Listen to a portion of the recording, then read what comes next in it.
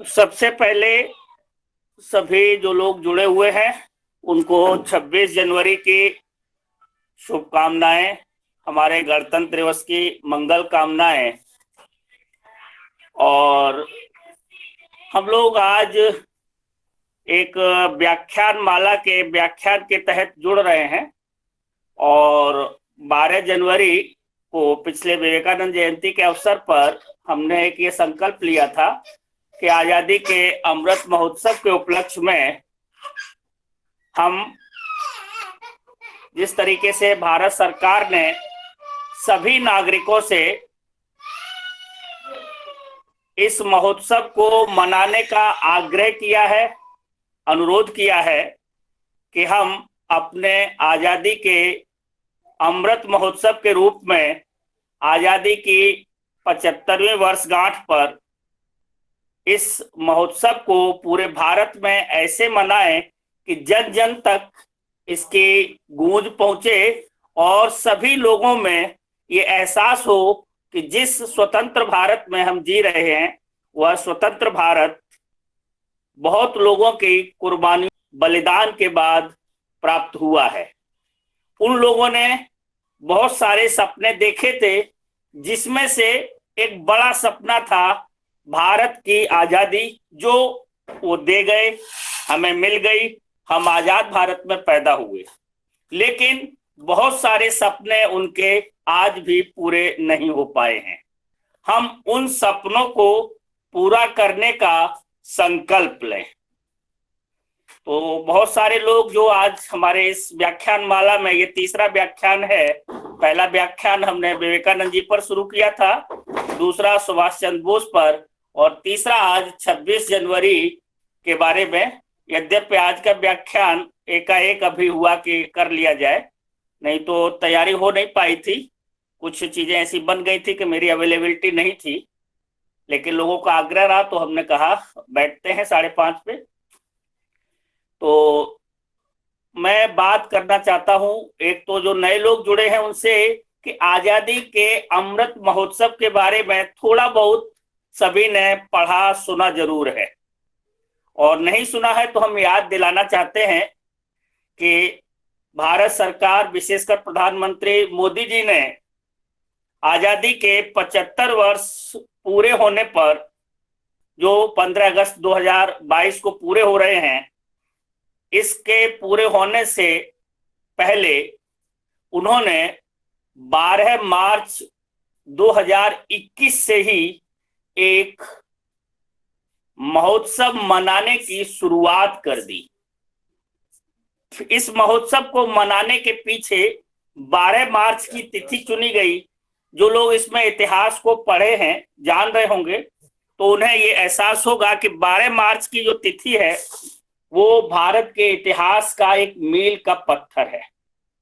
12 मार्च 1930 को गांधी जी ने नमक सत्याग्रह, सविनय अवज्ञा आंदोलन, दांडी मार्च, इन नामों से इतिहास में मिलता है, इसकी शुरुआत की थी।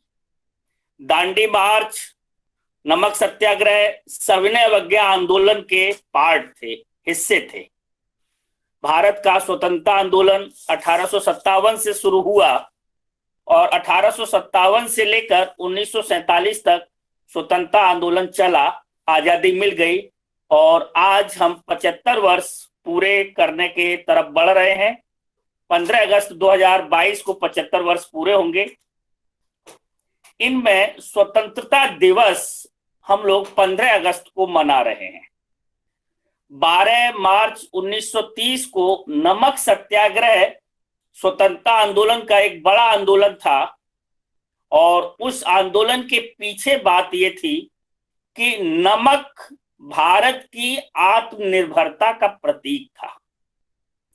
नमक भारत के जन जन से जुड़ा हुआ रसायन था, जुड़ा हुआ तत्व था, जुड़ा हुआ पदार्थ था, जिसको अमीर गरीब हर व्यक्ति इस्तेमाल करता था।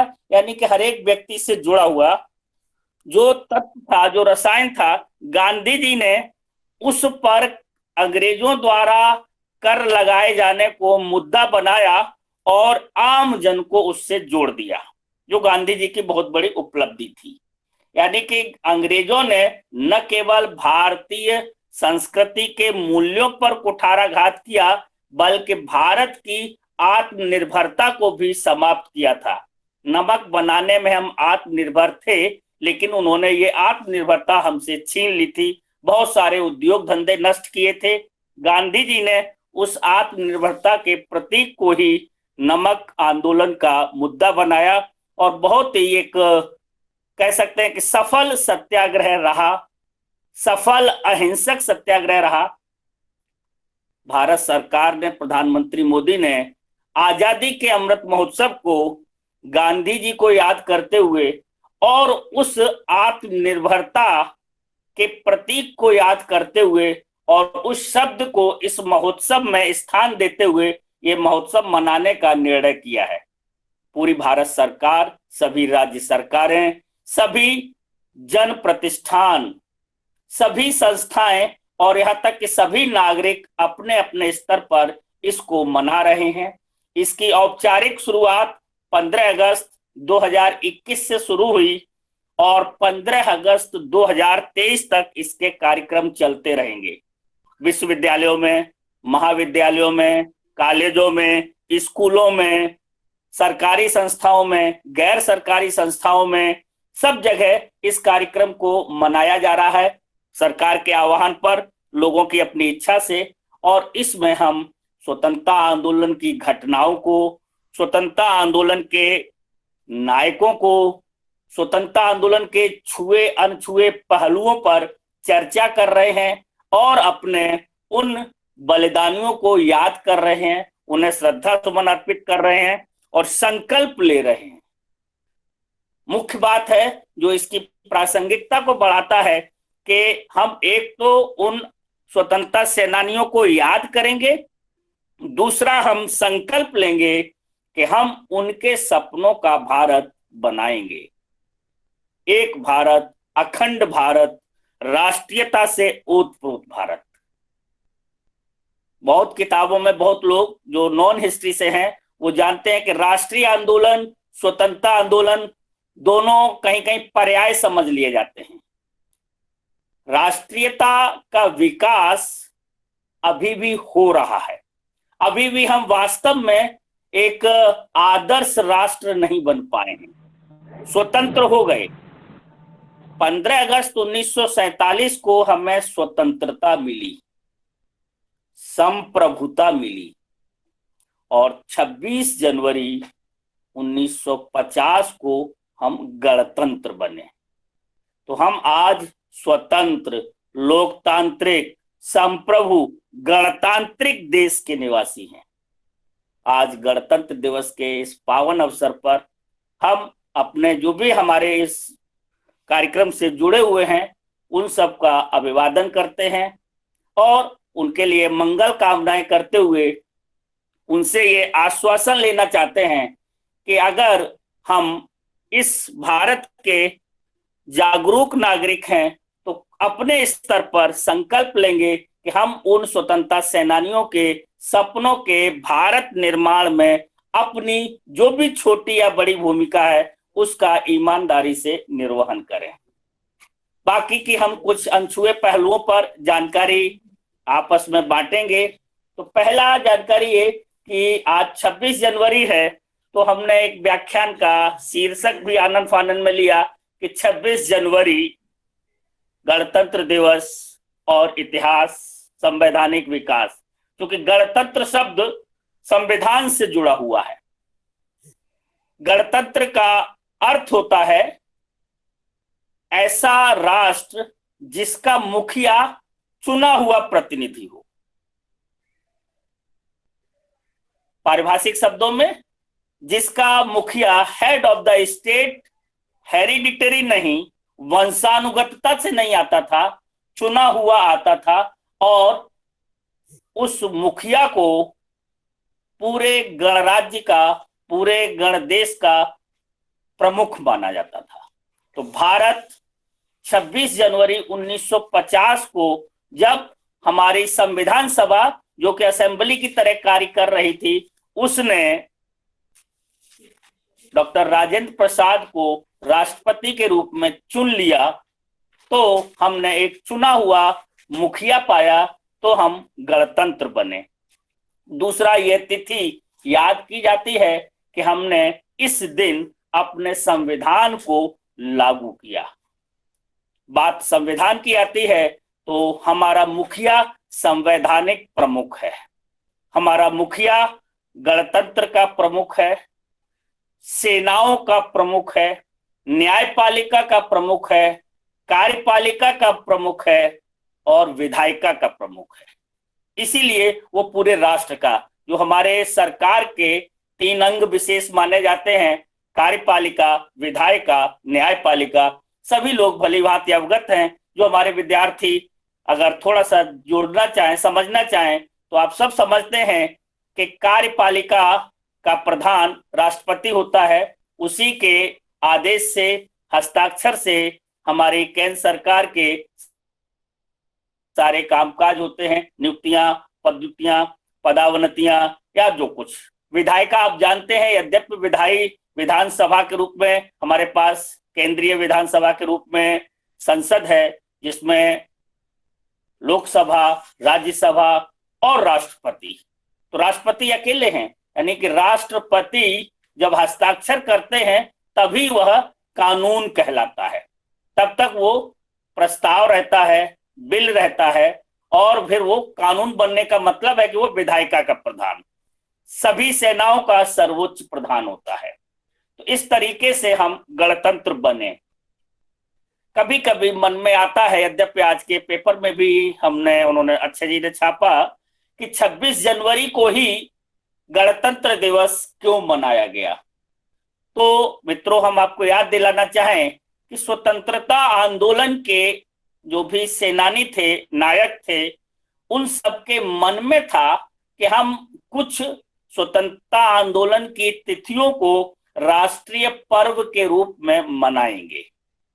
और जब हम आजाद हुए तो हमने 15 अगस्त को स्वतंत्रता दिवस के रूप में राष्ट्रीय पर्व मनाया। थोड़ा सा हम इतिहास में जाते हैं। इतिहास में हम 1930, वही नमक सत्याग्रह, उस समय की बातों को और थोड़ा सा पीछे अगर हम विचार करें तो जो लोग नॉन हिस्ट्री के हैं मोटे तौर पर, और उनको बताना चाहें कि भारत की आजादी अंग्रेजों से प्राप्त करने का जो आंदोलन शुरू हुआ, वह आंदोलन 1857 की क्रांति से प्रारंभ माना जाता है। 1857 से शुरू हुए ब्रिटिश शासन का विरोध हमने फिर एक और संस्था के माध्यम से, कांग्रेस, भारतीय राष्ट्रीय कांग्रेस के माध्यम से शुरू किया 1885 से, जब भारतीय राष्ट्रीय कांग्रेस की स्थापना हुई। और फिर आगे चलकर भारतीय राष्ट्रीय कांग्रेस एक तरह से अखिल भारतीय संस्था बन गई, जिसने पूरे भारत के आजादी के आंदोलन का नेतृत्व संभाला। हम और विस्तार से न जाएं, नहीं तो इतिहास का लेक्चर लगे। तो इस आजादी के आंदोलन को कांग्रेस ने प्रारंभ में जो नेतृत्व पाया, यानी कि जो कांग्रेसी नेता थे, उन नेताओं की मांग आजादी नहीं थी। उन नेताओं की प्रारंभिक मांग थी, हमको शासन में भागीदारी मिले, क्योंकि 1885 से पहले कोई भागीदारी ही नहीं थी। और अंग्रेजों का मानना था कि हम तो शासित होने के लिए बने हैं, शासन करने के गुण तो भारतीयों में हैं ही नहीं, इसलिए हम यहाँ पर शासन करने आए हैं। और उन्होंने जो इतिहास लिखा, वो इतिहास उन्होंने अपने प्रशासकों को पढ़ाया। आज भी सिविल सेवा के अभ्यर्थियों को, जो सिविल सेवकों को ट्रेनिंग में इतिहास पढ़ाया जाता है, तो हम भारत का इतिहास पढ़ाते हैं, भारत की संस्कृति के बारे में पढ़ाते हैं। उस समय जिस देश पर शासन किया जा रहा था, उस देश की संस्कृति और इतिहास पढ़ाते समय ब्रिटिश ट्रेनी प्रशासकों को यह बता दिया जाता था, ये उनके दिमाग में भर दिया जाता था कि भारतीय तो शासित होने के लिए ही बने, तो वो सोच ही नहीं पाए। कांग्रेस ने भी इस विचार को अपने मन से निकालने में बहुत समय लगाया।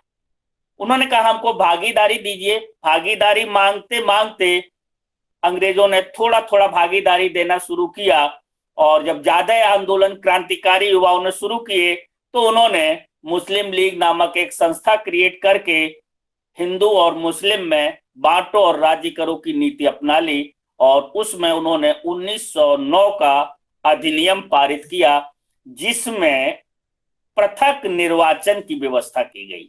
हम मोटे मोटे बिंदु उठा रहे हैं। अगर हम भारत के संवैधानिक विकास को भी देखें तो 1909 का अधिनियम बड़ा महत्वपूर्ण होता है। 1906 में मुस्लिम लीग बनी। 1909 के अधिनियम के द्वारा भारतीयों की भागीदारी दी गई, लेकिन उसमें सांप्रदायिकता घोल दी गई। और पृथक निर्वाचन का मतलब था कि उन्होंने कुछ निर्वाचित प्रतिनिधियों को असेंबलीज में शामिल किया, और उनमें कहा गया कि मुस्लिम ही वोटर होगा और मुस्लिम ही कैंडिडेट होगा। इसी पृथक निर्वाचन की मांग एक समय आके 1930 के आसपास अंबेडकर साहब ने की थी दलितों के लिए, जिसको गांधी जी और उस समय लोगों ने अस्वीकार किया। अंग्रेज देना चाहते थे, और अंग्रेजों ने तो घोषणा भी कर दी थी, जिसको मैकडोनाल्ड अवार्ड के नाम से इतिहास में जाना जाता है। हम इन चीजों को इसलिए चर्चा कर रहे हैं कि हम जाने कि कितने कितने संघर्ष झेलने पड़े। तो अंबेडकर साहब उस समय दलितों के नेता के रूप में उभरे थे, और उनके दिमाग में या उनके मन में ऐसा आया, और उन्होंने ऐसा एक परसेप्शन बना लिया कि दलितों को अगर अलग से मुस्लिमों की तरीके से पृथक निर्वाचन दे दिया जाएगा तो उनका ज्यादा कल्याण होगा। और गांधी जी तथा कांग्रेस ने यह माना कि भारत और भारतीयों को बांटने की साजिश है। तो उस साजिश के बाद युवाओं ने, यद्यपि वो साजिश फेल हो गई, अंबेडकर को मना लिया गया। गांधी आमरण अनशन पर आ गए थे, और गांधी जी ने कहा कि आपको जितनी सीटें पृथक निर्वाचन के अधिनियम से, घोषणा से मिल रही हैं, उससे ज्यादा सीटें हम देंगे, और हम केंद्रीय विधायिका में ही नहीं, हम प्रांतीय विधायिकाओं में भी दलितों के लिए आरक्षण देंगे। लेकिन इस आरक्षण में कैंडिडेट दलित होगा, लेकिन वोटर सभी होंगे। जो व्यवस्था आज भी भारत संविधान में चली आ रही है। चुनाव का मौसम है यूपी में, तो जान ही रहे कि जो दलित आरक्षित सीट है उसका केवल कैंडिडेट आरक्षित वर्ग से होगा, वोटर सभी होंगे। जबकि पृथक निर्वाचन में वोटर भी आरक्षित होगा और उसी वर्ग से होगा जिस वर्ग का कैंडिडेट होगा, बाकी के लोगों का वोट नहीं पड़ेगा। ये बांटो और राज करो की नीति उस समय थी। ऐसी नीतियों से जूझते हुए और संघर्ष करते हुए इस आरक्षण को लाए।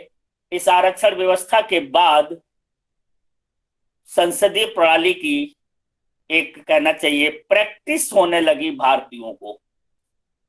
और उस प्रैक्टिस के बाद भारतीयों ने कहा कि अब हमें भागीदारी नहीं, हमें अपना राज्य चाहिए, स्वराज। तो जो पुराने कांग्रेसी थे, वयोवृद्ध कांग्रेसी थे, विशेष करके उस समय के नेता पंडित मोतीलाल नेहरू आदि आदि, उन सब के नेतृत्व में एक कमेटी गठित हुई, जिसने पहली बार नेहरू रिपोर्ट के नाम से भारतीय संविधान का एक प्रारूप तैयार किया। और उसमें पूर्ण स्वतंत्रता की बात नहीं की, युवाओं के बहुत कुछ कहने पर भी। मैं विद्यार्थियों को याद दिलाना चाहूं कि इस कमेटी में युवा के रूप में सुभाष चंद्र बोस शामिल थे, और सुभाष चंद्र बोस जी ने बहुत विरोध किया था नेहरू कमेटी में कि हमको डोमिनियन स्टेटस नहीं चाहिए, क्योंकि सुभाष चंद्र बोस तो वयोवृद्ध कांग्रेसी या गांधीवादी कांग्रेसियों से पहले ही मतभेद रखने लगे थे। 1922 में चौरी चौरा का भी उन्होंने अपोज किया कि छोटी मोटी हिंसा के बाद आंदोलन को एकाएक वापस लिया जाना उचित नहीं है। लेकिन सुभाष चंद्र बोस गांधी जी का बहुत सम्मान भी करते थे, और उन्हीं की वजह से वो शामिल हुए थे। हमने अपने पिछले लेक्चर में उनकी बहुत सारी यादों को समेटा था। फिर मौका लगेगा तो फिर कभी, क्योंकि हमारा उद्देश्य है, संकल्प है हमारा भी इस महोत्सव पर्व में कि हम अपने 15 अगस्त 2023 तक, जब तक ये महोत्सव जारी रहेगा, अपने व्याख्यानों के 75 व्याख्यान पूरे करेंगे, जिसमें अभी ये तीसरा है और हमने उसकी रूपरेखा बना रहे हैं। जैसे जैसे अवसर आते जाएंगे हम लोगों को जोड़ेंगे और फिर आगे कुछ और कार्यक्रम बनाएंगे विभाग के स्तर पर। ये हमारा व्यक्तिगत प्रयास है। तो हम बात कर रहे हैं 26 जनवरी के इतिहास की। तो जब डोमिनियन स्टेटस पर नेहरू रिपोर्ट ने सहमत हो गए और कांग्रेस के अधिवेशन में युवाओं ने प्रस्ताव रखा कि हमें पूर्ण स्वराज चाहिए, पूरी स्वतंत्रता चाहिए, तो गांधी जी के हस्तक्षेप पर यह हुआ कि अगर हमें साल भर के अंदर इस हमारे संवैधानिक प्रारूप को स्वीकार्यता मिल जाए और हमें डोमिनियन स्टेटस मिल जाए तो हम संतुष्ट हैं। और अगर ब्रिटिश सरकार ऐसा नहीं करती है तो अगला आंदोलन हमारा पूर्ण स्वराज, पूर्ण स्वतंत्रता के लिए होगा। खैर, अंग्रेज कहां कुछ देने वाले थे। गांधी जी की अपनी मांग थी, गांधी जी की मांगों पे उन्होंने कभी कुछ नहीं दिया, धोखा दिया, हमेशा धोखा दिया। इतिहास को अगर अच्छे से खंगाला जाए, कुछ नहीं मिला। तो उस समय सुभाष, नेहरू आदि ने ये कहा कि अब अगले अधिवेशन में युवाओं को अध्यक्ष बनाया जाए और दिसंबर 1929 के कांग्रेस के वार्षिक अधिवेशन लाहौर में आयोजित हुआ, रावी नदी के तट पर, और अध्यक्षता की युवा कांग्रेसी नेता पंडित जवाहरलाल नेहरू ने। युवाओं के आह्वान पर पंडित नेहरू ने उस समय पूर्ण स्वराज का प्रस्ताव कांग्रेस में पारित करा लिया कि यही हमारा आगे लक्ष्य होगा हमारे आंदोलन का, पूर्ण स्वराज। और जब पूर्ण स्वराज का प्रस्ताव पारित हो गया तो फिर आगे बढ़कर कहा गया कि अब कांग्रेस स्वराज दिवस, पूर्ण स्वराज दिवस, पूर्ण स्वाधीनता दिवस भी मनाएगी। और उसी समय तय हुआ कि अगले वर्ष दिसंबर खत्म हो गया, 28, 29, 30, 29, 30, 31 दिसंबर को कांग्रेस के वार्षिक अधिवेशन चलते थे। 31 दिसंबर के बाद ईयर बदला तो तय हुआ कि अगले वर्ष 1930 में अंतिम सप्ताह में जो तिथि मिली, तय हुई कि 26 जनवरी को पूरे भारत में स्वतंत्रता दिवस मनाया जाएगा। तो स्वतंत्रता दिवस मनाने के लिए कांग्रेस द्वारा एक कार्यक्रम बनाया गया, पूरे देश को जागरूक किया गया कि पूरे देश में अब हम पूर्ण स्वराज चाहिए, इसलिए स्वतंत्रता दिवस मना रहे हैं। थोड़ा सा हम यहाँ पे और ध्यान देना चाहिए कि स्वतंत्रता दिवस मनाने में एक बात रखी गई कि स्वतंत्रता दिवस में हम अपना झंडा फहराएंगे और अंग्रेजों का झंडा उतारेंगे, यानी उनका झंडा नीचे करेंगे और अपना झंडा ऊपर लगाएंगे, उनका झंडा उतारेंगे, अपना झंडा आरोही करेंगे। तो जिसको कहते हैं अंग्रेजी में होस्टिंग। तो फ्लैग होस्टिंग की शुरुआत 26 जनवरी 1930 को हुई स्वतंत्रता दिवस पर। और फिर प्रतिवर्ष उसमें क्या हुआ कि हर वर्ष जब स्वतंत्रता दिवस मनाया जाए तो ब्रिटिश अत्याचार हो, लोग झंडा उतारते थे भारतीय, अंग्रेज उनको मारते थे, पीटते थे। जो अंग्रेज प्रतिष्ठानों पे अंग्रेज झंडे लगे हुए, अंग्रेजी राज है, तो भारतीय झंडे लेके पहुंच गए, उनका झंडा तोड़ के फेंका नीचे और अपना झंडा लगाया। गोली चली, मार हुई और वो सब, लेकिन हमने पूरे भारत में एक जन जागरण चलने लगा और स्वतंत्रता दिवस मनाया जाने लगा। डाक खानों पर, पुलिस थानों पर, तो पुलिस थानों पर तो नहीं हो पाता था, स्कूलों में, कॉलेजों में, या जहां पर सार्वजनिक स्थलों पर ब्रिटिश झंडे लगे थे उनको उतार कर भारतीय झंडे लगाए जाने लगे। और हम प्रतिवर्ष स्वतंत्रता दिवस 26 जनवरी को मनाते थे। तो 26 जनवरी की तिथि हमारी स्वतंत्रता दिवस थी।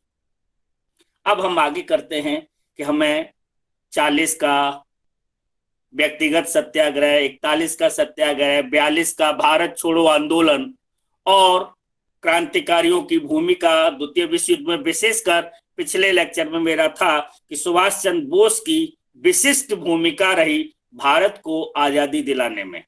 हम लोग आंदोलन कर रहे थे, शायद अंग्रेज उससे उतने ज्यादा नहीं हिले जितने ज्यादा सुभाष चंद्र बोस ने जापान और जर्मनी के साथ मिलकर भारत के कुछ भूभागों को भारतीयता के अधीन ले आए थे, यानी भारत सरकार के अधीन ले आए थे, जीत लिया था, अंग्रेजों को भगा दिया था, आजाद करा लिया था, और वहां आजाद हिंद फौज ने अस्थायी सरकार भी बना दी थी, विशेष करके अंडमान निकोबार द्वीप और मणिपुर के कुछ हिस्से उधर से आए थे। यद्यप बाद में जापान पराजित हो गया, जर्मनी पराजित हो गए, तो सुभाष बाबू भी फिर अस्त हो गए, और लोगों ने और इतिहास ने और उस समय के बाद के इतिहासकारों ने और सरकार ने सबने उतना याद नहीं रखा, परिस्थितियां उसकी रही, वो अलग लेक्चर की बात है।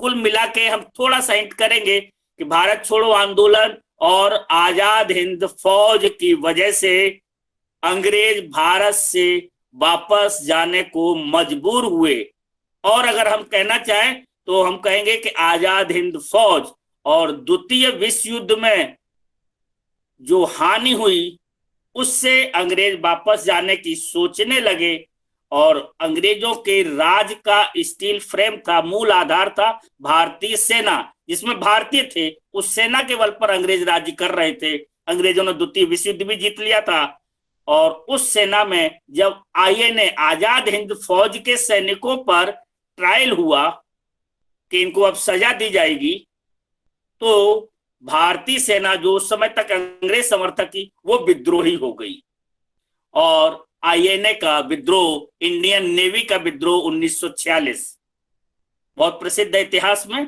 फिर तो इंडियन नेवी ने विद्रोह किया, फिर तमाम कारखानों के मजदूरों ने विद्रोह किया, और बाकी कांग्रेस तो जनता के साथ विद्रोह कर रही थी। अंग्रेजों को लगा कि अब जाना है, और उधर एक उदारवादी सरकार आई अंग्रेजों की, एटली के नेतृत्व में। उसने कहा कि हम भारत को स्वतंत्र कर देंगे, अपनी बातचीत की, तय हुआ, और फिर उन्होंने भारत को 15 अगस्त 1947 को आजादी दे दी। उनका झंडा उतारा गया, हमारा झंडा आरोही किया गया, फ्लैग होस्टिंग। हम दो शब्द चूंकि अक्सर हम लोग कंफ्यूज करते हैं, हमने अखबारों में भी पढ़ा, कुछ किताबों में भी, ध्वजारोहण, ध्वजा आरोहण स्वतंत्रता दिवस में है और ध्वज फहराना दोनों में है। आज अनफ्लरिंग ऑफ फ्लैग है, आज झंडे को केवल ऊपर बांधा जाता है और उसको खोल दिया जाता है, फहरा दिया जाता है, और 15 अगस्त के दिन झंडा नीचे से ऊपर जाता है, पहले डोरी खींचते हैं, झंडा ऊपर जाता है, आरोही होता है, और फिर उसको फहराया जाता है। फ्लैग होस्टिंग और फ्लैग अनफ्लरिंग। तो ये हमारे जो भी विद्यार्थी जुड़े हुए हैं उनको जानना चाहिए कि फ्लैग होस्टिंग दोनों दिन नहीं होती है। आज फ्लैग होस्टिंग नहीं हुई है। अगर कहीं न्यूज में, कहीं अखबार में, कहीं पढ़ रहे हैं, तो विद्यार्थी होने के नाते और पढ़े लिखे होने के नाते हमें अपने शब्द दुरुस्त करने चाहिए। आज ध्वजारोहण नहीं हुआ है, ध्वज फहराया गया है। तो ध्वज फहराया उस दिन भी गया है, 15 अगस्त को भी फहराया जाता है, उस दिन ध्वजारोहण होता है, और उस दिन हमें राजनीतिक स्वतंत्रता मिली। अभी भी हम ब्रिटिश संविधान से शासित हो रहे थे, जो संविधान 1935 के अधिनियम के रूप में शासन कर रहा था। हमें संवैधानिक स्वतंत्रता नहीं मिली। तो उस दिन हमारा राजनीतिक प्रमुख प्रधानमंत्री होता है, तो वो मुखिया रहता है उस पूरे पर्व का, पूरे उत्सव का। तो पंडित जवाहरलाल नेहरू ने 15 अगस्त 1947 को लाल किले की प्राचीर पर झंडा फहराया। तब से हमारा राजनीतिक प्रमुख, राजनीतिक मुखिया 15 अगस्त से लाल किले की प्राचीर से ध्वजारोहण करता है। यूनियन जैक उतारा गया था और तिरंगा फहराया गया था, आरोही किया गया था। फिर हुआ कि आजादी का उत्सव तो मना रहे थे 26 जनवरी, और 47 से हो गई आजादी का दिन 15 अगस्त। तो जिस पर्व से, जिस डेट से भारतीयों की यादें जुड़ी थी, कुर्बानियां जुड़ी थी, बहुत सारे लोग ब्रिटिश झंडे उतारते समय मारे गए। यद्यपि आर्काइव्स में उनके उल्लेख हैं, इतिहासकारों के जो सामान्य किताबें हम लोग पढ़ रहे हैं उनमें उनके उल्लेख कम मिलते हैं, लेकिन बहुत बार ऐसा मिलता है कि कई लोगों को झंडे उतारते समय मारा गया। उन शहीदों को आज याद करने का दिन है कि फ्लैग होस्टिंग में मारे गए फ्लैग अनफर्लिंग कैसे आई, इसको हम बात कर रहे हैं कि 26 जनवरी की तिथि को भुलाने का कोई प्रश्न ही नहीं था, भुलाई भी नहीं जा सकती थी। तो कहा कि किसी न किसी राष्ट्रीय पर्व को हम इससे जोड़ेंगे, और तब हुआ कि संविधान निर्माण चल रहा है। संवैधानिक स्वतंत्रता चाहिए, संविधान निर्माण के लिए संविधान सभा का गठन हो चुका था। संविधान भी बनते बनते 26 नवंबर 1949 को बन गया। अब हुआ संविधान पूरा हो गया, संविधान सभा की अंतिम बैठक, और कहा 26 नवंबर 1949 को हम भारतीय अपना संविधान अंगीकृत करते हैं, आत्म अर्पित करते हैं। तो संविधान दिवस से एक तरीके से उसको कह लीजिए संविधान लागू करने की बात हुई। तो फिर स्वतंत्रता सेनानी थे सारे लोग उस समय, उनके कहा कि 26 जनवरी का क्या होगा, ये तो 25 नवंबर को बात पूरी हो गई, और जब कोई काम पूरा हो जाता है फिर टालना बड़े संयम का प्रश्न होता है। हो सकता था कहते भाई 15 अगस्त को मत दो, हम लोग 26 जनवरी स्वतंत्रता दिवस मनाते हैं, तो 15 अगस्त 1947 की बजाय 26 जनवरी 1948 को दे दो आजादी। और एटली की घोषणा में 1948 तक था भी, लेकिन स्वतंत्रता सेनानियों को लगा कि जब दे रहे हैं तब ले लो, आगे इनका मन बदल गया या कोई और बात हो गई तो संघर्ष और आगे बढ़ जाएगा।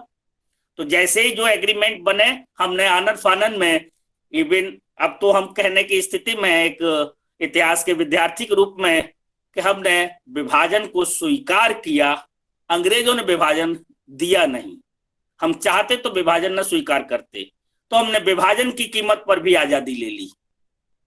खैर वो प्रश्न अलग है डिबेट का। यहाँ पर हम कहना चाहते हैं कि वो 26 जनवरी की तिथि, 26 जनवरी 1947 तक हमने प्रतीकात्मक रूप से स्वतंत्रता दिवस 26 जनवरी को मनाया था, उसकी याद हमें आगे रखनी थी। संविधान सभा ने कहा था कि वही नेता थे कि हम संविधान लागू करने के लिए कुछ आगे सोचेंगे। तो हुआ कि संविधान भी पूरा हो गया 26 नवंबर 1949 को। तो कहा कि जो अति आवश्यक है, नागरिकता संबंधी प्रावधान बंटवारे के बाद जो पैदा हुआ और कुछ, इन्हें आज लागू कर लो। और पूरा संविधान अगले वर्ष नवंबर बीत गया, दिसंबर और जनवरी, 26 जनवरी 1950 को लागू करेंगे। और ये बात तय हो गई, और कहा कि 26 जनवरी 1950 से भारत का पूरा संविधान लागू होगा, और उस दिन भारत का राष्ट्र प्रमुख चुना हुआ व्यक्ति होगा। खैर चुन लिया गया डॉक्टर राजेंद्र प्रसाद को ही। तो उस दिन संवैधानिक प्रमुख के रूप में, प्रथम राष्ट्रपति के रूप में हमें राजेंद्र प्रसाद जी मिले, और भारत एक गणतंत्र देश बना। तो 26 जनवरी जो आजादी से पहले तक स्वतंत्रता दिवस था, आजादी के बाद गणतंत्र दिवस बन गया। दोनों ही राष्ट्रीय पर्व हैं, दोनों की समान सम्मान है, समान भूमिका है। एक पहलू यह है आज के दिन का कि हम संवैधानिक प्रमुख पाए उस दिन, संविधान लागू हुआ उस दिन। फिर हुआ, कुछ लोग अंग्रेजी की किताबों में मैंने कुछ पढ़ा कि इसको संविधान दिवस भी कहे। तो कहा कि 26 नवंबर 1949 से उस तिथि को संविधान लागू हुआ था, तो उसे कुछ दिनों तक नेशनल लॉ डे के रूप में भी मनाया गया, विधिक दिवस। कुछ दिन संविधान दिवस के रूप में मनाया गया, और 26 जनवरी गणतंत्र दिवस। ये 26 जनवरी का इतिहास है। इस गणतंत्र दिवस जो पूर्व का स्वतंत्रता दिवस था, इसके पीछे बहुत सारे बलिदान और त्याग छिपे हुए हैं। हम युवाओं का आह्वान करते हैं कि आप अपने आसपास के, अपने गांव के कथाओं में, आपको लोक कथाओं में, लोक प्रचलन में कुछ नाम मिलते होंगे। जैसे अभी उत्तर प्रदेश सरकार ने कुछ फ्रीडम फाइटर्स की लिस्ट जारी की है, तो हर जिले से हैं या उनके वंशज हैं, लेकिन फिर भी कुछ नाम हैं जिनकी मूर्तियां लगी हैं उन जिलों में, जिनके वो हैं, उनके इतिहास के बारे में नई पीढ़ी को पता नहीं है। तो उन बलिदानियों के इतिहास को जागरूकता के साथ जो जहां है अपने जिले के स्तर पर, तहसील के स्तर पर उनके बारे में जानकारी हासिल करें, क्योंकि आप पढ़े लिखे लोग हैं, तो पढ़े लिखे लोगों को जाइए और उनके बलिदान को याद करें। यही उनके प्रति हमारी सच्ची श्रद्धांजलि होगी और उनके सपनों को साकार करने के लिए कुछ प्रयास होंगे, जो इस आजादी के अमृत महोत्सव को मनाने का उद्देश्य है। दूसरा उद्देश्य, हमने इसकी शुरुआत की है 12 मार्च से, दांडी मार्च के, तो वो भी प्रतीकात्मक है आत्मनिर्भरता का। भारत सरकार भी आत्मनिर्भर भारत बनाने की ओर अपने सारे प्रयास कर रही है। हम लोग भी आत्मनिर्भर भारत के निर्माण में अपना सहयोग करें। बहुत सारी योजनाओं के, बहुत सारे कार्यक्रमों के माध्यम से जो शिक्षक हैं, विद्यार्थी हैं, ये जागरूकता फैलाएं, आत्मनिर्भरता की ओर बढ़ें। आत्मनिर्भरता की ओर बढ़ने के लिए वर्तमान के संदर्भ में बहुत सारे कार्यक्रम हैं। हमें स्वतंत्रता आंदोलन में याद करना होगा कि स्वदेशी आंदोलन बहुत चला, स्वदेशी के प्रति प्रेम। बहुत सारी बातें उठती हैं कि स्वदेशी आंदोलन में हमने मोटा चरखे से कटा हुआ कपड़ा स्वीकार करना पसंद किया, बजाय इसके कि हम सस्ता पावरलूम से बना हुआ इंपोर्टेड ब्रिटेन से आयातित रेशमी या बहुत ही सुंदर चमकदार कपड़ा पहने। विदेशी कपड़ों की हमने होली जलाई। आज अर्थवाद के युग में हम लोग कभी कभी प्रश्न उठा देते हैं कि अरे भाई, विदेशों से इंपोर्टेड चीजें सस्ती हैं, अच्छी हैं, टिकाऊ हैं, भारतीय उत्पाद, स्वदेशी उत्पाद महंगे हैं, क्वालिटी भी नहीं है और महंगे भी हैं, तो हम तो उपभोक्ता हैं, हम क्यों उस तरफ जाएं। तो ये आजादी का अमृत महोत्सव आग्रह करता है कि आप स्वदेशी उत्पादों की ओर बढ़ें। उनकी गुणवत्ता पर प्रश्न उठ सकते हैं, उनके दाम को लेके प्रश्न उठ सकते हैं, लेकिन हम उनकी गुणवत्ता सुधारने के तरफ भी प्रयास करवा सकते हैं, दाम नियंत्रित करवाने की तरफ भी प्रयास करवा सकते हैं। लेकिन हम केवल बाजार के आधार पर, हम अगर विदेशी चीजों को ही, इंपोर्टेड चीजों को ही, या अपने स्टेटस सिंबल को देखते हुए इंपोर्टेड चीजों को महत्व देते हैं, तो कहीं ना कहीं हम उन आजादी के नायकों के बलिदान को समझ नहीं रहे। आग्रह हम इस व्याख्यान के माध्यम से यही करना चाहते हैं कि अगर स्वतंत्रता के महोत्सव में शरीक हो रहे हैं, आपको ये अवसर मिला है कि आप एक बात को तो बना ही लें कि हम स्वदेशी की भावना से काम करें जितनी हमारी क्षमता है। अगर हर नागरिक में हम ये जज्बा पैदा करने में समर्थ हो गए, हम भारतवासी, तो निश्चित रूप से हम अपने स्वतंत्रता सेनानियों के सपने को साकार करने की ओर अग्रसर होंगे। तो एक संकल्प है, छोटा सा संकल्प है, हम कम से कम अपने मन में मोह न पालें। कंपेयर करें, क्योंकि हम स्वतंत्र भारत के स्वतंत्र नागरिक भी हैं और बाजार में अगर सब कुछ उपलब्ध है, हमारी अपनी नीतियां हैं, तो हम क्यों ना अपना घाटा करें। लेकिन अगर हमें लगता है कि हम भारतीयता को, इसके लिए हमारी सरकार ने भी क्या है, vocal for local, not vocal for global, not vocal for multinational, यद्यप बड़ा शब्द है, आप वोकल फॉर लोकल बनिए। और दूसरा, हमें स्वदेशी की भावना में स्वदेशी शिक्षा। आज महामारी के जिसमें दौर में आपने देखा कि हम लोगों ने कितनी जल्दी अपनी क्षमता को पहचाना है कि आज से 3 साल पहले, 2.5 साल पहले अगर कोई ऑनलाइन क्लास करने के लिए कहता तो हंसी उड़ाते थे। इवन जो लैपटॉप बांटे गए थे पिछले 2012 से 17 के बीच में भी, उनका भी बहुत सदुपयोग नहीं हो पाया। लेकिन जब प्रकृति ने हमें कंपेल कर दिया तो मुझे लगता है कि आज हम गांव तक भी कुछ प्रकृति ने कंपेल किया और कुछ नेटवर्क की सुविधाएं इतनी आ गई कि आज हम गांव में भी ऑनलाइन जुड़ सकते हैं, ऑनलाइन क्लास कर सकते हैं, बातचीत कर सकते हैं।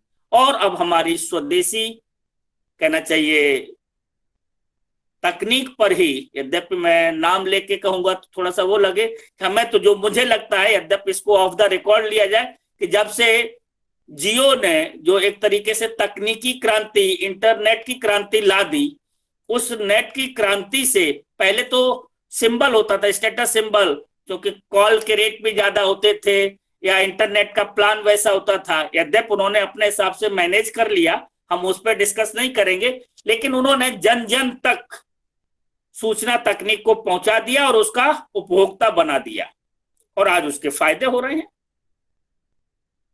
तो अगर हम लोकल के प्रति वोकल हो जाते हैं, स्वदेशी की ही भावना है, तो एक आज के व्याख्यान का संकल्प जैसा ही है। और दूसरी बात हम करेंगे, स्वतंत्रता आंदोलन के जिस संविधान की बात करते हैं, वह संवैधानिक विकास पर हम थोड़ी सी बात करें। संवैधानिक विकास, जो कि संविधान दिवस है तो कुछ ना कुछ चर्चा संविधान की हो, तो संवैधानिक विकास का अगर इतिहास खंगालें तो एक मान्यता बनती है कि 1773 के रेगुलेटिंग एक्ट से भारत के जो वर्तमान संविधान है, इस संविधान की विकास यात्रा शुरू हुई। ईस्ट इंडिया कंपनी को रेगुलेट करने के लिए अंग्रेजों ने कुछ कानून बनाए, कुछ नियम बनाए, और वो रेगुलेटिंग एक्ट कंपनी के नाम से चले। यद्यपि वो एक तरीके से एकेडमिक बात हो जाती है, सामान्य व्याख्यान के लिए, सामान्य लोगों के लिए जो नॉन हिस्ट्री के हैं, उनके लिए संवैधानिक विकास की यात्रा का पथगामी होना आवश्यक नहीं है। और जो हमारे पुराने विद्यार्थी हैं, उन्होंने बीए या एमए में इस पूरे पाठ्यक्रम को ही पढ़ा एक पेपर के रूप में, तो वो अवगत हैं। लेकिन एक संक्षेप में हम कहना चाहते हैं कि भारत के संविधान के विकास में 1909 के बाद 1919 का भारत सरकार अधिनियम और 1935 का भारत शासन अधिनियम बड़ा महत्वपूर्ण रहे हैं।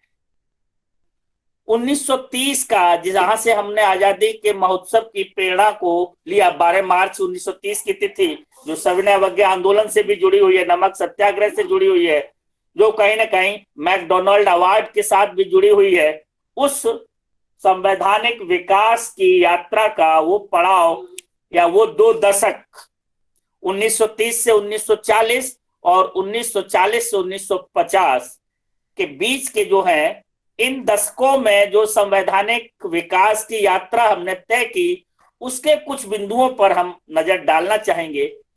एक तो फंडामेंटल राइट्स और दूसरा फंडामेंटल ड्यूटीज।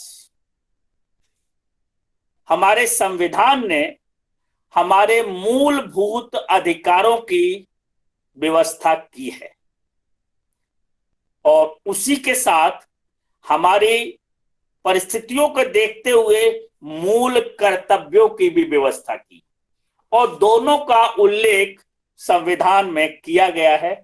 और उनकी मंशा थी, संविधान सभा के संविधान निर्माता सभी के सभी ऊंचे दर्जे के स्वतंत्रता सेनानी थे। क्योंकि स्वतंत्रता, परतंत्रता के युग में या स्वतंत्रता आंदोलन के युग में ही संविधान का निर्माण हुआ या संविधान सभा का गठन हुआ, या वो लोग थे जिन्होंने स्वतंत्रता आंदोलन की लड़ाई को लड़ा था, आजादी को पाया था और बहुत कुछ खोया था। उन विद्वानों ने, उन विशेषज्ञों ने जो अखिल भारतीय पृष्ठभूमि से थे और जिनका चिंतन भी अखिल भारतीय था, कहीं से भी जाति, धर्म, पंथ, क्षेत्र के चिंतन से वो संकुचित नहीं थे, और न उनकी ये अपेक्षा या उम्मीद थी कि हमारा भावी नागरिक इन चीजों में उलझ जाएगा।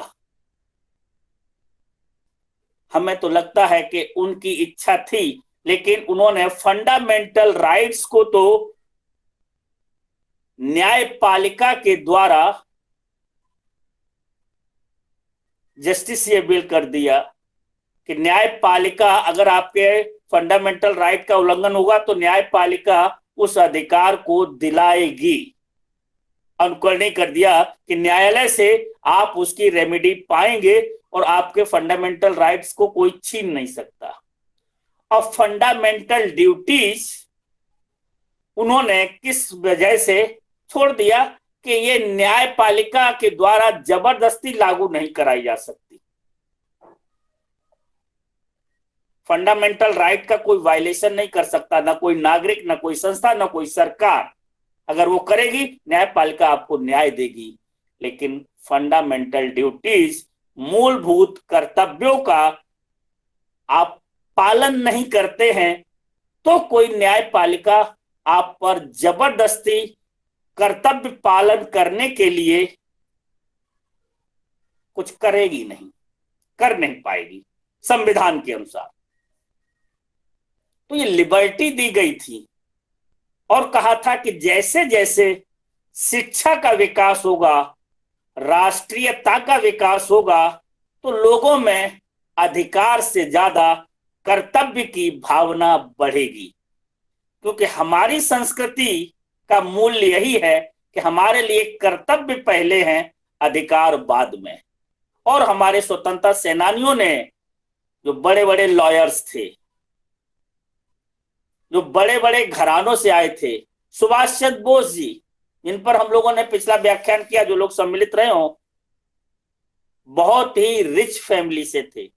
उनके पिताजी उस समय अंग्रेजों के सरकारी वकील थे, अंग्रेजी युग के, कलकत्ता के, कटक के। और सरकारी वकील में अच्छा धनाढ्य परिवार था, भरा पूरा परिवार था। वो 14 भाई बहन थे, शरद चंद्र बोस आदि आदि उनके, और नामों पर अभी विस्तार न जाए। कहने का है कि समृद्ध परिवार से उनकी शुरुआती एजुकेशन कॉन्वेंट यूरोपियन स्कूल में हुई।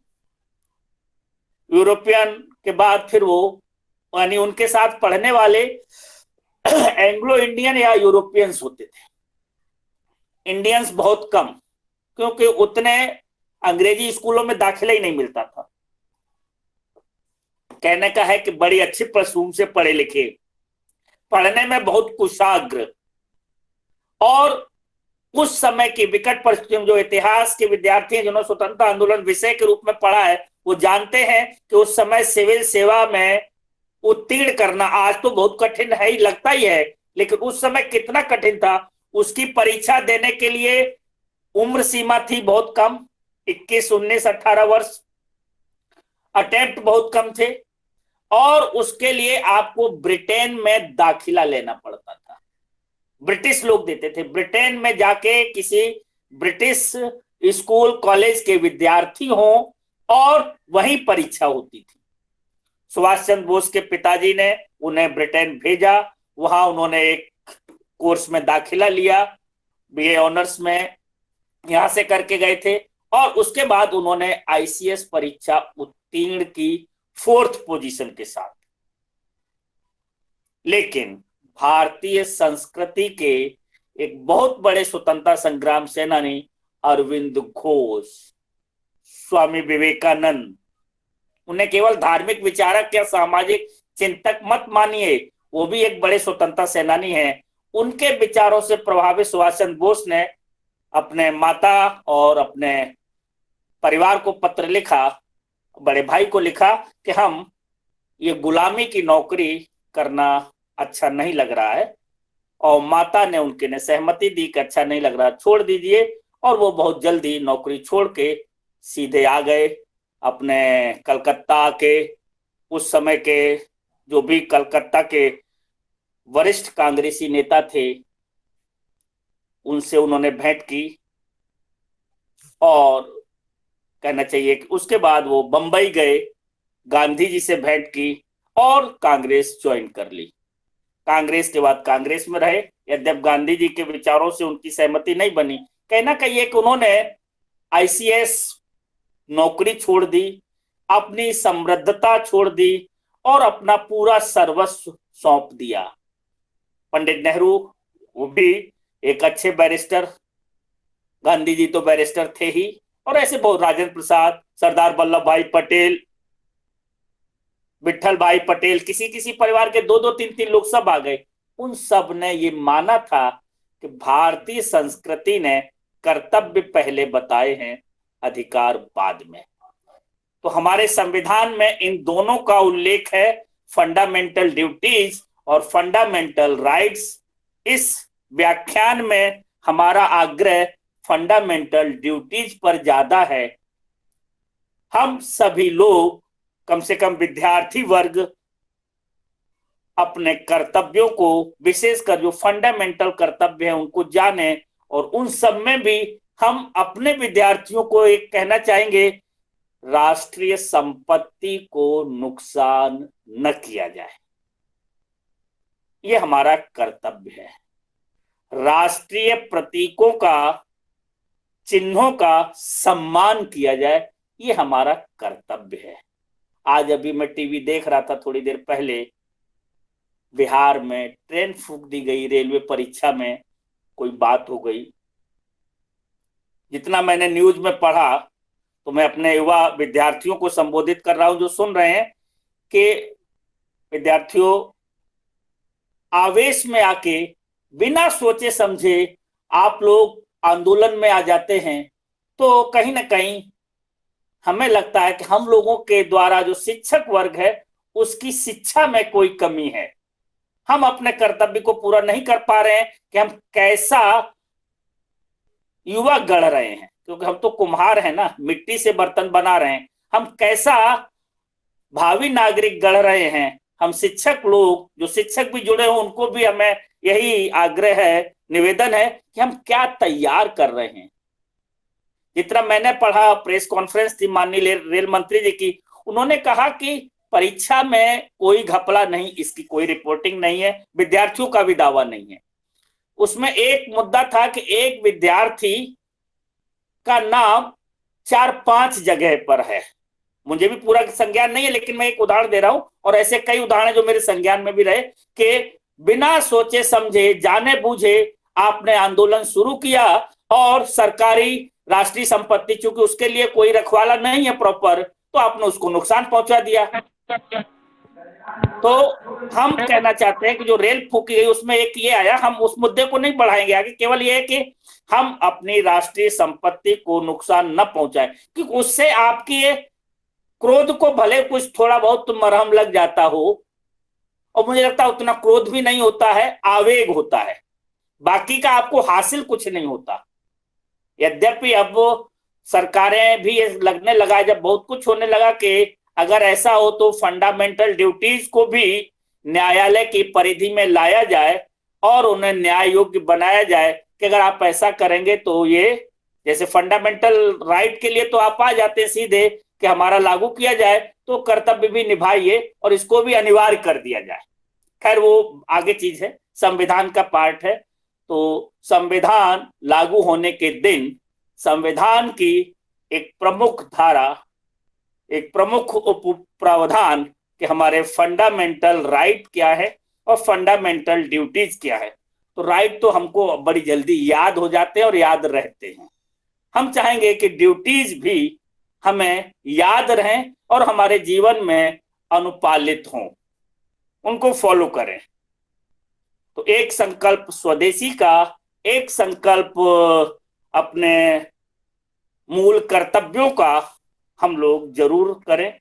मूल कर्तव्यों में आप युवा हैं, उत्तर प्रदेश के जो निवासी हैं उनके लिए तो मौसम है चुनाव का, तो उसमें भी यही है कि आपका कर्तव्य है कि जो वोटर बन गए हैं वो इस चुनाव में भागीदारी करें और बड़े ही निष्पक्ष होकर, बड़ी ही किसी आग्रह से, किसी भी पूर्वाग्रह से कि जाति, धर्म या वे और की तमाम चीजें, उनको छोड़कर आप स्वविवेक से निर्णय लेकर मतदान अवश्य करें।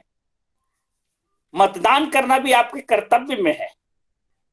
तो संविधान लागू होने के दिन गणतंत्र दिवस पर गणतंत्र को मजबूत करने के लिए, क्यों गणतंत्र का ही एक हिस्सा है लोकतंत्र, तो लोकतंत्र की मजबूती के लिए चुनाव में जो भी 18 साल से ऊपर के हैं, यद्यपि सभी भागीदारी कर ही रहे होंगे, फिर भी हमारे पर भी एक आता है कि हम आग्रह करें, क्योंकि विद्यार्थी हमारे सभी जुड़े हैं इससे, तो चुनाव में भागीदारी करें, मतदान में भागीदारी करें। तो संविधान लागू होने के दिन गणतंत्र दिवस पर यही कुछ बातें थी, और आजादी के अमृत महोत्सव पर हम लोग चर्चा करने के लिए इस पर जुड़े हुए थे। तो संक्षेप में हमने अभी इतनी ही बातों को करना चाहेंगे, क्योंकि समय हमारा थोड़ा अलग हो गया। ये इच्छा ये थी कि इसको पुराने वाले जो लेक्चर थे वो 4 से 5 रखे थे, और आज नहीं करने का प्लान था, लेकिन फिर संदीप पाल जी ने भी किया, मोनू सिंह जी ने विशेष रोल निभाया, कहा कि नहीं सर शुरू करिए, और हम लोग चाहते हैं कि अगर आपने मन में था तो जुड़ा जाएगा, जुड़ेंगे लोग। हमारे और भी साथियों का भी रहा आग्रह, तो आपने हमारे संकल्प को हम सबके साथ जुड़ के मजबूती प्रदान की, बातों को सुना, उसके लिए हार्दिक धन्यवाद। और बाकी के अगर लोग, चूंकि ये कोई ऐसा व्याख्यान का नहीं है, क्योंकि सीधा सा जागरूकता फैलाने का, आजादी के अमृत महोत्सव में स्वतंत्रता सेनानियों को याद करने का, कुछ घटनाओं पर भी हम लोग चर्चा करेंगे। काकोरी हमारे नजदीक है, तो काकोरी दिवस आएगा, उस पर उनसे जुड़े हुए पहलू हम लोग प्रोजेक्ट कराएंगे अपने विद्यार्थियों को। प्लान बता रहे हैं, जो अगर एमए के विद्यार्थी जुड़े हैं फाइनल ईयर वाले, तो वो तैयार रहें कि हम कुछ ऐसा प्लान करेंगे, अगर कोविड खत्म रहा, ये आगे मिला, कि अच्छा काम किया जाए, गांव गांव जाकर, क्षेत्र में जाकर, या जो जिस क्षेत्र का है, जिस जनपद का है, कुछ जानकारी उस जनपद के स्वतंत्रता संग्राम से जुड़ी घटनाओं या व्यक्तियों से जुड़ी जानकारी इकट्ठी करें, और जो शोध कर सकते हैं वो शोधार्थी आर्काइव्स में जाएं, जिला सूचना अधिकारी कार्यालय में जाएं, हर जिले पर है, और पढ़ने का जिनका इच्छा है वो कम से कम उधर के गजेटियर को पढ़ें, और उनसे लिखी हुई कुछ उस क्षेत्र की कुछ किताबें हों जो स्वतंत्रता संग्राम पर प्रकाश डालती हों, उनको पढ़ें और समझें। और मोटे तौर पर यही कि हमारे सारे स्वतंत्रता सेनानियों का उद्देश्य था कि भारत एक मजबूत अखंड राष्ट्र बने, नेशन।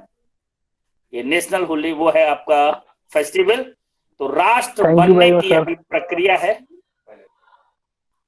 क्या हुआ? तो राष्ट्र बनने की प्रक्रिया में हम अपना योगदान दें। जय हिंद, जय भारत। किसी को कुछ पूछना हो और कुछ चर्चा करनी हो, अपने माइक अनम्यूट करें, हम लोग वार्ता के लिए बैठे हैं।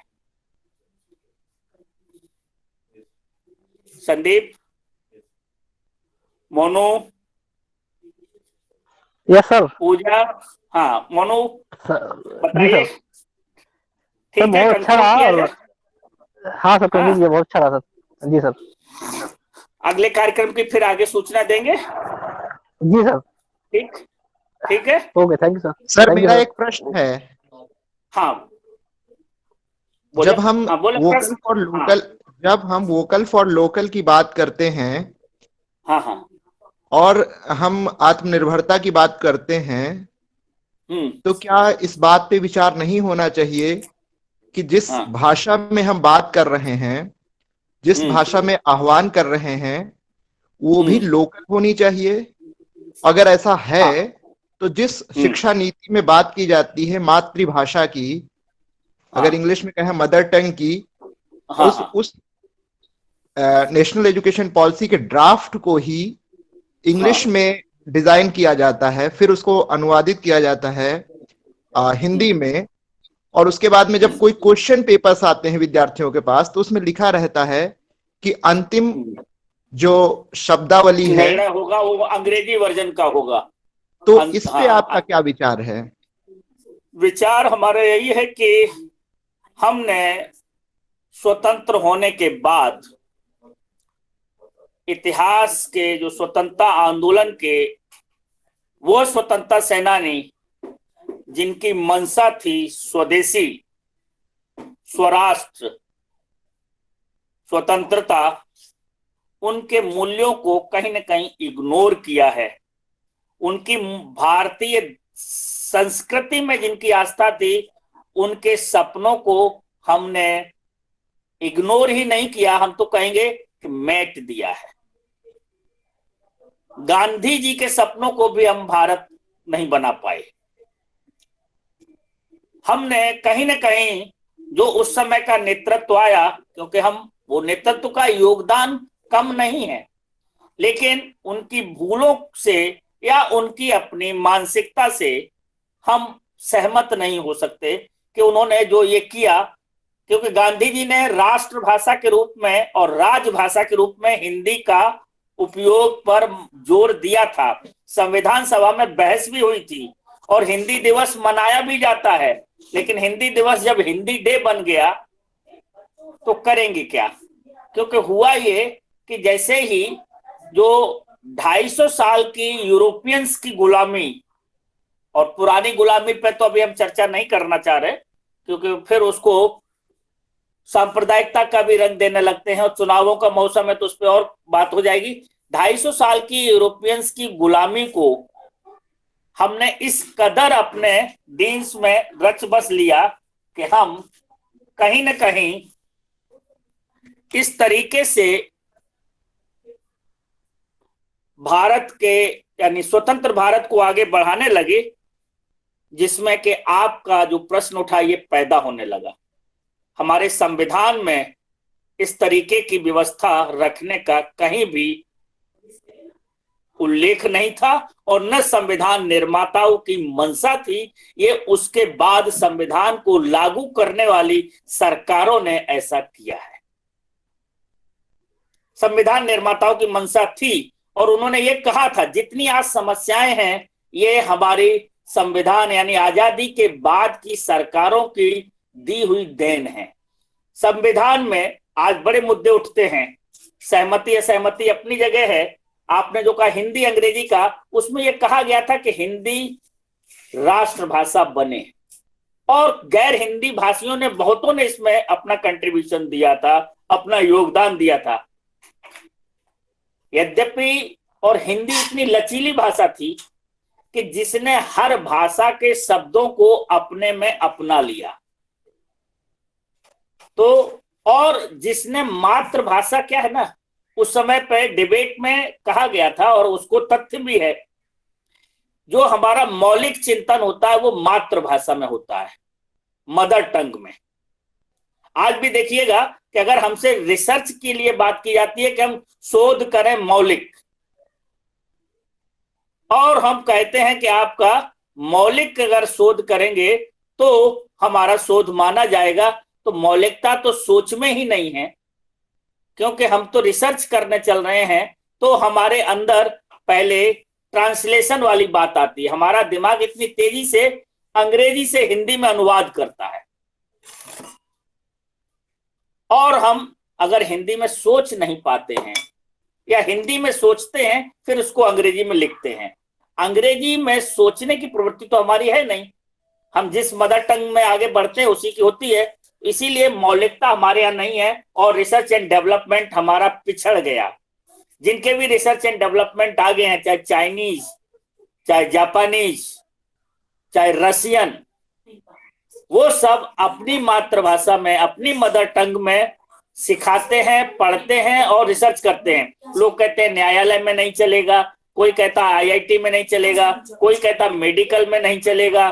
सब जगह रूस में जाइए, पहले रशियन पढ़िए, रशियन में ही उनकी एमबीबीएस होगी, रशियन में ही उनकी इंजीनियरिंग होगी, रशियन में ही उनकी सारी पढ़ाई होगी और वो सबसे आगे हैं।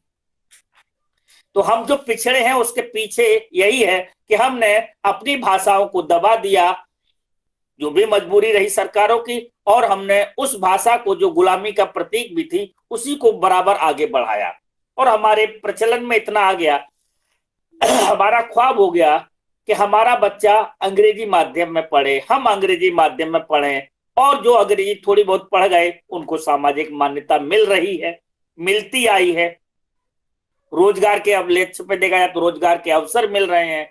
और उस सब के पीछे ये है कि हम शिक्षकों ने भी हिंदी माध्यम में कम लिखा है। अच्छा लिखने का जब प्रश्न उठता है तो जब अच्छा पढ़ने को नहीं है, अच्छा सोचने को नहीं है, वो सब अंग्रेजी में उपलब्ध है, तो अंग्रेजी की तरफ रुझान है। टाइपिंग भी आज हम जो टाइपराइटर यूज कर रहे हैं वो क्यों आता है? जो आप कह रहे हैं कि पेपर में पीछे लिखा होता है कि अंग्रेजी वर्जन ही मान्य होगा, उसके पीछे यही रीजन है कि हिंदी अनुवाद को अनुवाद है वो। जब होना ये चाहिए था कि हिंदी से पेपर सेट हो और उसका अंग्रेजी अनुवाद करो, तो वो तो करते नहीं है। हिंदी अनुवाद होता है, सिविल सेवा में यही चलाया था। सिविल सेवा की परीक्षा के पेपर पे ये लिखा रहता था, न्यायालय ने इसको मान लिया कि न्यायालयों में भी यही होता है। लेकिन धीरे धीरे जब हम स्वदेशी की तरफ आएंगे तो स्वभाषा की तरफ भी बढ़ेंगे। आग्रह है, आप युवा हैं, आप परिवर्तन लाइए। हम लोग तो जो कर सके हैं वो कर रहे हैं, या जो पुरानी पीढ़ी कर गई, अब अगर हम उसको, उस रोने को कब तक रोएंगे? हम कब बदलने की प्रयास करेंगे? हमें बदलना है, हम बदले, और उसके लिए सेक्रीफाइस भी देना पड़ सकता है। सेक्रीफाइस इन द सेंस, हो सकता है कि हमारा नुकसान हो, हमको उतना लाभ न मिल पाए, लेकिन अगर हमने मौलिक सोच के साथ काम किया तो निश्चित रूप से हमें तो लाभ मिलेगा ही, और दूसरों को भी हम ये कह सकेंगे कि नहीं, स्वदेश निज भाषा उन्नति है, सब उन्नति को मूल, है ना हिंदी में। अपनी भाषा में ही सबकी उन्नति है, अपनी में ही, अपनी उन्नति से ही सबकी उन्नति है, और उन्नति का फिर पॉजिटिव रूप में लीजिए। और मेरी राय यही है, बाकी का और बताइए क्या बताया जाए, अगर आप इससे सहमत हो तो ठीक है। धन्यवाद सर, बहुत बहुत धन्यवाद। और अंतिम हमारे में बीच में मुझे लग रहा है कि हमारे साथी हैं शैल साक्या सर जुड़े हुए हैं, संविधान के जी शिक्षक सर, हैं। नमस्कार सर, तो सुन रहा हूँ सर भाई आपको। बहुत बहुत आपका अभिवादन स्वीकार, जी और थैंक यू सर। चाहेंगे कि आप भी हमारे विद्यार्थियों को, क्योंकि संविधान पर क्योंकि आपका अपना विषय है, तो कुछ जो भी अगर हमारी कुछ हो सकता है हमने उस पर न डाल पाया हो प्रकाश, तो कुछ प्रकाश डालें, कुछ कहना चाहें तो कुछ कहें। हमारे जो इनमें विद्यार्थी हैं अपने यूनिवर्सिटी के भी हैं, कुछ बाहर के भी हैं। सर मैं तो दरअसल एक छोटी सी चीज आपसे पूछना चाहता था, डिस्कस करना चाहता हाँ था। हाँ सर अक्सर ये हुआ है कि इतिहास की जो भी किताबें मैं पढ़ता हूँ, क्योंकि कई बार हाँ ये समझने की कोशिश करता हूँ कि जो कुछ हमारे संविधान में शब्द लिखे हैं उनकी हाँ उत्पत्ति किस तरह से हुई है, किन वजहों से वो शब्द हमारे संविधान में आए। तो हाँ मैंने तो ये पाया कि जब तक प्रांतीय सरकारें नहीं बनी थी कांग्रेस की 1927 के चुनाव 37 के से आधार पहले। पर, हाँ जी, हाँ तो उससे पहले मेरे हिसाब से राष्ट्रवाद, स्वतंत्रता या भारतीयता इस तरह का कोई कंसेप्ट पब्लिक में तो इतना था नहीं।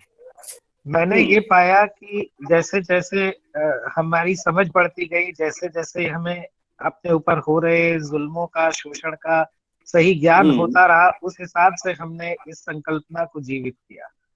और हम्म संविधान आज, वैसे तो देखा जाए तो संविधान एक बहुत महत्वपूर्ण दस्तावेज तो है ही है, लेकिन हम्म आज का परिवेश हमें ये सिखा रहा है कि जब इस देश में सरकारें, इस देश का जो कार्यपालिका है, जो वित्तीय तंत्र है, वो जब सब कुछ दमन पर आक्रमणकारी हो जाएगा, तब भी अगर जनमानस की कोई सुरक्षा करने वाला दस्तावेज होगा तो वह संविधान ही होगा। तो संविधान को एक सिर्फ एक डॉक्यूमेंट की तरह ना देखा जाए, उसे एक एक स्पिरिट की तरह देखा जाए, उसे एक प्रेरणा की तरह देखा जाए कि संविधान सिर्फ विधि के विद्यार्थियों या विधि विश्लेषकों के लिए पढ़े जाने की चीज नहीं है। संविधान हम सब के लिए है, हम सब का है, और उसमें हम सभी ने किसी न किसी तरह का योगदान दिया है, समय समय पर देते रहते हैं। मैंने अभी देखा कि पिछले साल एक हमारे बीजेपी के मेंबर ऑफ पार्लियामेंट हैं, उन्होंने एक संविधान की प्रस्तावना में एक संशोधन के लिए एक बिल पेश किया था पिछले जो हमारा शीतकालीन सत्र था 2021 का, उसमें। और वो ये चाहते थे कि जैसे आपने भी बात करी कुछ कर्तव्यों की, मूल कर्तव्यों की, मूल अधिकारों की, तो उन्होंने भी बहुत ये अथक प्रयास किया कि किसी तरह से भारत की प्रस्तावना में अधिकारों को थोड़ी सी रोशनी मिल जाए। लेकिन न जाने क्यों जो बाकी हमारे सांसद थे उन्होंने उसका विरोध कर दिया, और शायद वह प्रस्ताव उस लेवल पर नहीं पहुंच पाया, उस स्तर पर नहीं पहुंच पाया कि उस पर चर्चा हो और लोग उसे समझें। तो आज की जो ये प्रासंगिकता है, हमारा जो स्वतंत्रता संग्राम है जो इतने लंबे समय तक चला, जिसमें अलग अलग विचारधाराओं का समावेश है, अलग अलग तरह के दृष्टिकोण हैं, हमारा कई कई मुद्दों पर हमारा एक मत है, कई मुद्दों पर हमारा जो है अलग अलग विभेद भी है। इन सभी परिस्थितियों के सापेक्ष संविधान इस गणतंत्र के लिए, इस राजतंत्र के लिए एक बहुत ही महत्वपूर्ण दस्तावेज है, एक ऐसा डॉक्यूमेंट है जिसके आधार पर इस देश की शायद होने की हकीकत जो है वो बयां होती है। तो मैं तो यही चाहता हूं कि हम सब, क्योंकि आंदोलन का और इस स्वतंत्रता का इतना प्रख्यान कर रहे हैं, इस सदी में जी रहे हैं कि हमें 75 वर्ष होते हुए अपनी उम्र में सामने दिखाई दे रहे हैं, तो हमें लगता है कि हम सभी को मिलकर के जनमानस के लिए, लोगों के लिए, इतिहास से, विधि के दृष्टिकोण से एक जागरूकता की इस पहल को आगे बढ़ाना चाहिए। और मैं बहुत साधुवाद देना चाहता हूँ, बहुत धन्यवाद करना चाहता हूँ आपका कि आज ये मौका मिला, ये अवसर मिला मुझे। तो इसका बिल्कुल भी ज्ञान नहीं था कि इस तरह का कोई व्याख्यान चल रहा है। मैं आपका बहुत आभारी हूँ कि मुझे यह मौका मिला और मैंने आराम से बैठ करके आपको सुना। बहुत बहुत थैंक यू सर, बहुत बहुत थैंक यू। धन्यवाद, धन्यवाद। ठीक है साथियों, आज के इस व्याख्यान माला को चूंकि काफी लोग लेफ्ट कर रहे हैं अपनी इच्छा से, तो लोकतंत्र में और इसमें अच्छा है, सभी को कोई प्रतिबंध तो है नहीं, जितना अच्छा लगे। लेकिन दो बातें जितने लोग रह गए हैं वो सुने और इसको प्रसारित भी कर सकते हैं कि जैसे हमारे सैल भाई ने कहा कि जिस तरीके से संविधान, भारतीय संविधान है, वो हमारे लिए आज एक बड़ी ही पवित्र पुस्तक है। मेरे शब्दों में तो जितना सम्मान हम गीता, बाइबल, कुरान को दें, उतना ही सम्मान हमारे लिए ये संविधान है। और कहीं ना कहीं ये संविधान तो हमारे लिए इस लोक में, इस संसार में, इस भारत में हमारे लिए रक्षा कवच है, हमारे लिए वो सब कुछ दिलाने वाला है जिसकी कामना हम अपने तथाकथित धार्मिक और उन कहना चाहिए ग्रंथों को, या कहना चाहिए जिसको धार्मिक न कहे तो हम जो कहे हमारे उपास्य ग्रंथ हैं, गीता, रामायण, कुरान, बाइबल, उनको पढ़ के उनको आचरण में लाके, तभी तो हमें अपना लक्ष्य मिलेगा। केवल बाइबल पढ़ने की चीज नहीं है, आचरण में लाने की चीज है।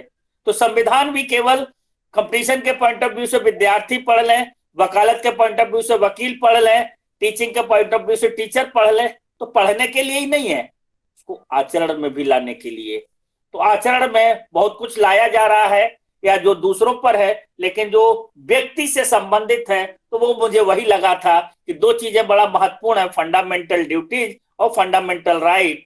तो ड्यूटीज को हम बड़े ही इस पवित्र पुस्तक के जो भी हैं उनको लें और पुस्तक के प्रति भी, संविधान के प्रति भी सम्मान रखें, वही जो गीता, रामायण, कुरान, बाइबल के प्रति है, संविधान के प्रति सम्मान। और जैसा हमारे सैल भाई ने कहा, दूसरा इन्होंने जो प्रश्न उठाया उस पर मेरा इतना ही है कि हम स्वतंत्र हो गए हैं, संप्रभु बन गए हैं, राष्ट्र नहीं बने हैं।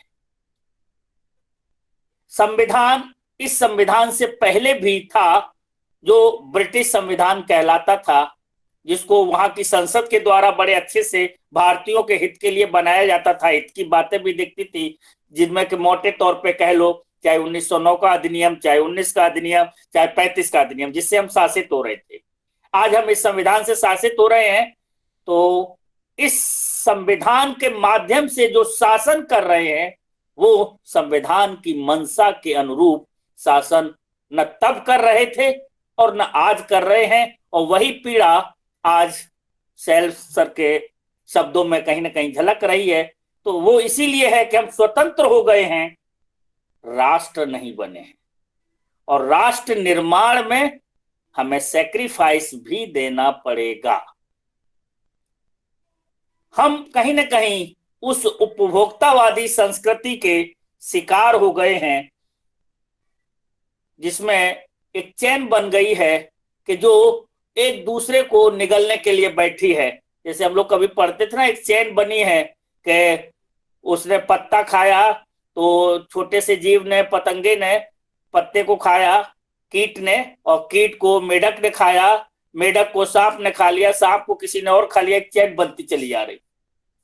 तो इस तरीके के शासकों की वृत्ति बन गई। और ढकोसला लोक कल्याण का, तो ढकोसला तो उस समय भी किया जा रहा था। ब्रिटिश भी कह रहे थे हम तो आपको सभ्य बनाने आए हैं, हम आपको संविधान दे रहे हैं, रूल ऑफ लॉ दे रहे हैं, आपके पास तो कुछ था ही नहीं, हम आपको संविधान दे रहे हैं। दिया उन्होंने कहा कि आप शासन कर नहीं सकते, पहले भागीदारी करिए, 1919 का अधिनियम, फिर थोड़ा सा प्रांतों में चलाइए। तो वो अपने हिसाब से व्याख्या करते रहे।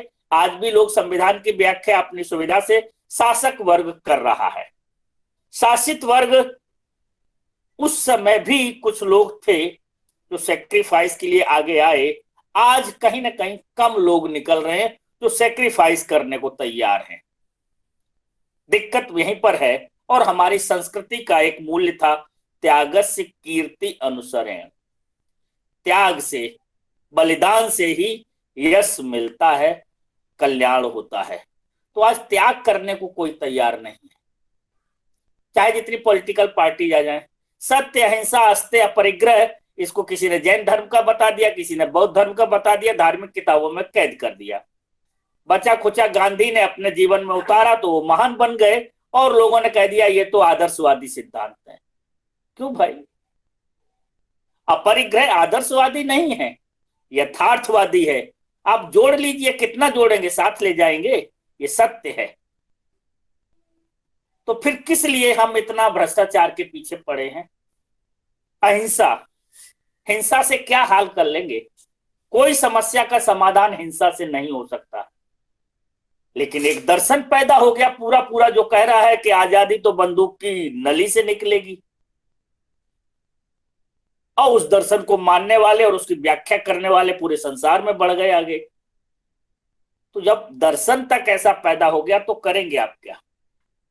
किसी ने उसी तरीके से कह दिया दारुल हर्ब को दारुल इस्लाम बनाना है, वो उनका धर्म कहता है। कहीं ऐसा कोई धर्म नहीं कहता, लेकिन उन्होंने व्याख्या कर ली, उन्होंने एक दर्शन कर लिया और उनके फॉलोअर्स मिल गए तो वो आगे बढ़ गए।